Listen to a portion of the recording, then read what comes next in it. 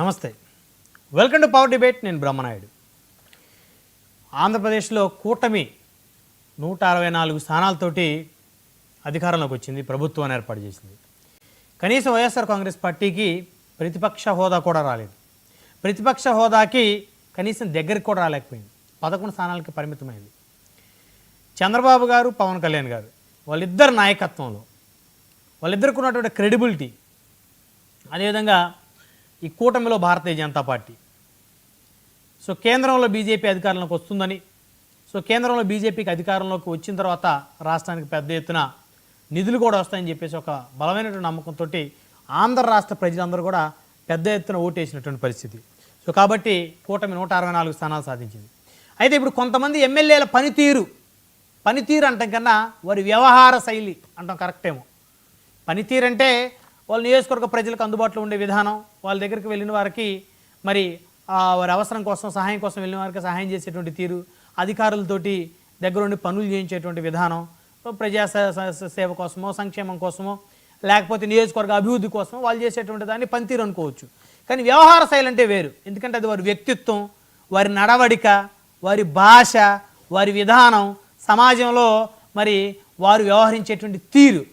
So అయితే కొంతమంది ఎమ్మెల్యేల తీరు అయితే మరీ రాను రోజు రోజుకి ముఖ్యమంత్రి గారికి, ఉప ముఖ్యమంత్రి గారికి చాలా ఇబ్బందిగా మారిపోతూ ఉంది.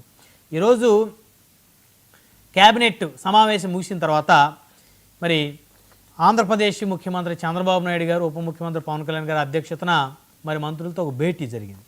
అక్కడ ఎమ్మెల్యేల పనితీరు మీద ముఖ్యమంత్రి గారు ఆగ్రహం పెద్ద ఎత్తున వ్యక్తం చేశారు.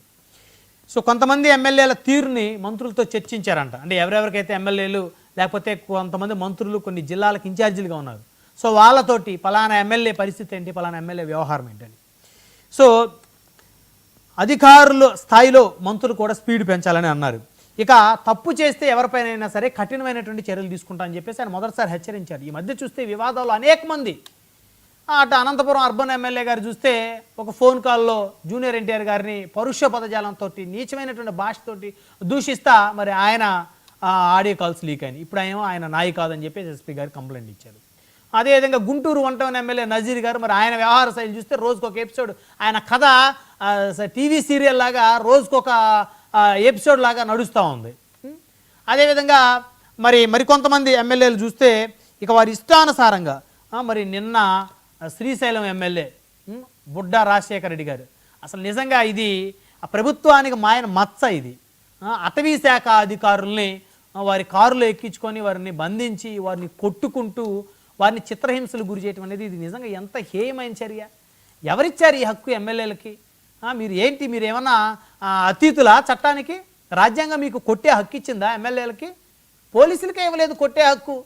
ఎవరైనా తప్పు చేస్తే వారిని ఆధారాలతో సహా కోర్టు ముందు ప్రొడ్యూస్ చేసేటువంటి అధికారం పోలీసులకు ఉంది.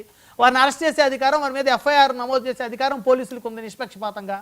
కోర్టుల ముందు, న్యాయస్థానాల ముందు దోషులు నిలబెట్టే అధికారం పోలీసు వ్యవస్థకు ఉంది. సో అదేవిధంగా రెవెన్యూ యంత్రాంగం కూడా మరి వారు సమీక్షలు కూడా నిర్వహించవచ్చు. జిల్లా కలెక్టర్ గారు ప్రతి నియోజకవర్గం సమీక్ష నిర్వహిస్తారు. అసలు ఎమ్మెల్యే ఎవరండి? మీరు కొట్టడం ఏంటి అధికారుల్ని? మీ అహంకారమా, కండ కావరమా మీకు? అసలు అధికారులు ప్రభుత్వ ఉద్యోగుల మీద చేసుకున్న స్థాయికి వెళ్ళారంటే ఈ రాష్ట్ర ప్రతిష్టత ఏ మేరకు దిగజారిపోతుందో ఆలోచించారా? ఇది నిజంగా షేమ్. ఇది అందరూ సిగ్గుతో తలదించుకోవాలి. పైపెచ్చి ఆయన ఏం చెప్తున్నాడు, ఎమ్మెల్యే గారు ఏం చెప్తున్నాడు, డోర్నాల చెక్పోస్టుల దగ్గర సిబ్బంది అవినీతికి పాల్పడుతున్నారంట. శిఖరము, డోర్నాల చెక్పోస్టుల దగ్గర రాత్రి 9 గంటల తర్వాత వచ్చే వాహనాల నుండి 2000 వరకు తీసుకుంటున్నారు. మంగళవారం రాత్రి నా వాహనాన్ని ఆపేశారు. వారి వాహనాన్ని నా వాహనం ముందు పెట్టి నన్ను అడ్డుకున్నారు. అసలు ఎమ్మెల్యే గారి వాహనాన్ని అక్కడ ఉన్నటువంటి ఫారెస్ట్ సిబ్బంది వారి వాహనానికి వీరి వాహనం అడ్డుకునేటువంటి పరిస్థితులు ఉంటాయి. అసలు అంత ధైర్యం చేస్తారా వాళ్ళు? ఇది కహానీ కాకపోతే చెప్పటం. అదేవిధంగా వారి వాహనాన్ని నా వాహనం ముందు పెట్టి నన్ను అడ్డుకున్నారు. ఇది ఎంతవరకు సమంజసం? రాత్రి 9 తర్వాత వాహనాలపై నిషేధం ఉంటే ఘాట్ రోడ్లో అన్ని వాహనాలు ఎలా ఉన్నాయి? బ్రీత్ ఎనలైజర్లు పట్టుకొని భారీ ఎత్తున అపరాధ రుసుము వసూలు చేస్తున్నారు. శ్రీశైలం పరిసరాల్లోని అటవీ భూముల్లో పలు ఆక్రమణలు ఉన్నాయి. అటవీ శాఖ అధికారులు వారికి అవి కనిపించట్లేదు. దీంతో పాటు అటవీ ప్రాంతం పేరు చెప్పి ప్రతి అభివృద్ధి పనికి అడ్డం తగులుతున్నారు. ఒక్క రోడ్డుకు అనుమతులు ఇవ్వట్లేదు. అందుకే వారి వాహనంలో వారిని తీసుకెళ్లి శ్రీశైలంలో నేను చేపట్టిన అభివృద్ధి కార్యక్రమాలు చూపించాను. ఈయన వాహనంలో తీసుకెళ్ళంట అధికారులను అభివృద్ధి కార్యక్రమాలు చూపించాడంట. అసలు చెప్పడానికి కూడా ఒక హద్దు పొద్దు ఉండొద్దు. వారిని గట్టిగా ప్రశ్నించిన విషయం వాస్తవమే, గట్టిగా ప్రశ్నించాడంట. అధికారులను ప్రశ్నించాను కానీ వారు దళితుల గిరిజనుల అన్న విషయం నాకెలా తెలుస్తుంది? అటవీ శాఖ అధికారులు నాపై దుష్ప్రచారం చేస్తున్నారు. నేను కూడా విలేకరుల సమావేశం పెట్టి వాస్తవాలు వివరిస్తాను. ఈయన మీద గతంలో కూడా అనేక ఆరోపణలు ఉన్నాయి ఎమ్మెల్యే గారి మీద.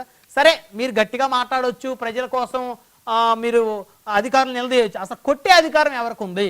ఇది నిజంగా చాలా తప్పు, చాలా దుర్మార్గమైనటువంటి వ్యవహారం. దీని మీద పెద్ద ఎత్తున ప్రతిపక్ష పార్టీ కూడా మండిపడతా ఉంది. వైఎస్ఆర్ కాంగ్రెస్ పార్టీ బొత్స సత్యనారాయణ గారు అయితే కూటమి పాలనలో లా అండ్ ఆర్డర్ విఫలమైంది అంటున్నారు.